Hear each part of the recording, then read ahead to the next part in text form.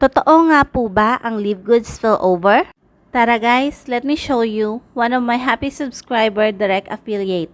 Punta tayo sa my team and this is her account. So, makikita nyo dyan na meron na siyang 3 silver rank under her at isa pang spillover sa kaliwa.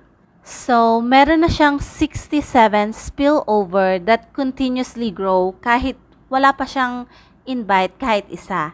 I-check po natin yung kanyang enroller tree. Ayan, so lahat 0 pa talaga.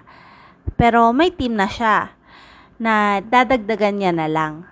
Just to make it clear, hindi po ito madalian. Months po ang inabot bago siya nababaan ng spillover. Kaya kung mainipin kayo, maximize our compensation plan. We have 7 ways to earn, guys. Just keep on sharing Live Good. And if you're not yet a member, make sure to message me.